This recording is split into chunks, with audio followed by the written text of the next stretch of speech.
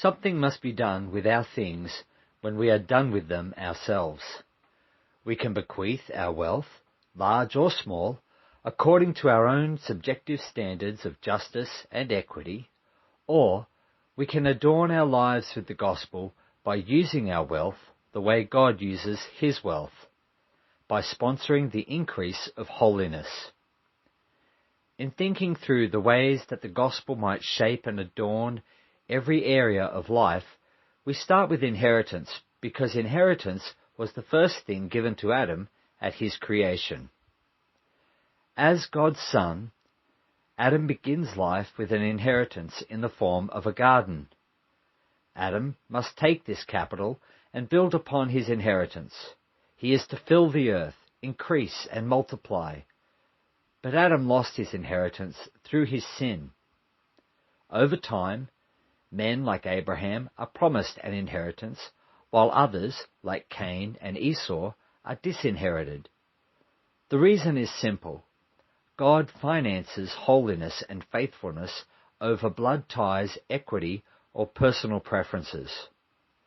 Through Jesus, God fulfills the law of inheritance by making his firstborn son the heir of all things, and then invites us to share in his inheritance forever.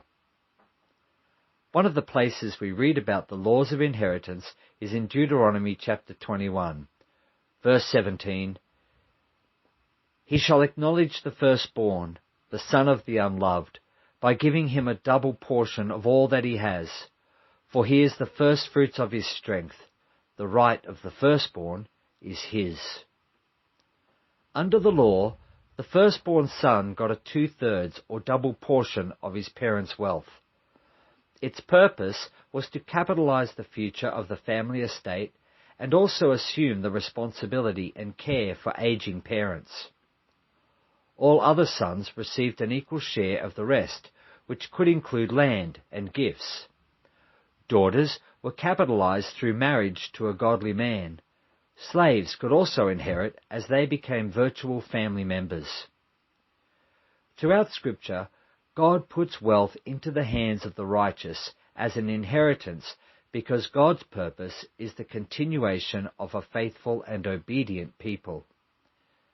This fact raises a number of objections. Here are 3 of those objections. First, these are Old Testament laws. This fact does not change the authority of the law as the rule and guide for life. For example, we would not say that since Deuteronomy chapter 21 verse 15 to 21 is Old Testament, that we can now neglect the children from a first marriage. Our freedom is never from the law. Law is inescapable in every sphere of life. The question is not whether we will have a standard, but always, which standard will we have? The second objection is that inheritance is a gift that might be abused by a potentially careless son. We ought not to judge a precept by its abuses. The problem is located in the human heart, not the law of God. The possibility of abuse is not grounds for withholding an inheritance. Like the father of the prodigal son, we would not withhold an inheritance just because they might abuse the gift in the future. The third objection you sometimes hear is that these laws are inequitable. The idea that some inherit less than others may appear unfair to us, but a firstborn son was not given more because he was special, and neither were daughters given less because they were unloved. Elder sons were given capital to continue the family wealth and provide care for aging parents and unwed sisters. He was not given an easier ride.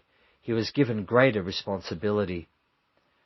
Daughters were incentivized to find godly and reliable men and thus enjoy their wealth as a new household, a good reason for not marrying a lazy man.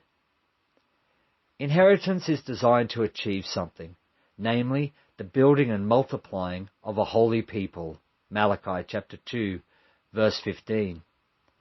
And so, an ungodly older son could be set aside for a godly younger son, as was the case with Reuben and Adonijah. God does not sponsor rebellious sons and thereby finance the increase of wickedness. Neither should we. Proverbs 13:22. A good man leaves an inheritance to his children's children, but the sinner's wealth is laid up for the righteous. This principle sits above our modern view of equity and is patterned after the gospel of grace. In the gospel, Jesus is the firstborn son who assumes responsibility for the entire estate. His penniless bride is united to him in mercy and stands to enjoy all of the blessings that he has inherited as a result. Working through the issues surrounding inheritance can be painful and complicated for many families, and we cannot apply things in a wooden manner. In the gospel, compassion and righteousness go arm in arm. This means that not only do we finance the increase of holiness, we must also finance the increase of mercy.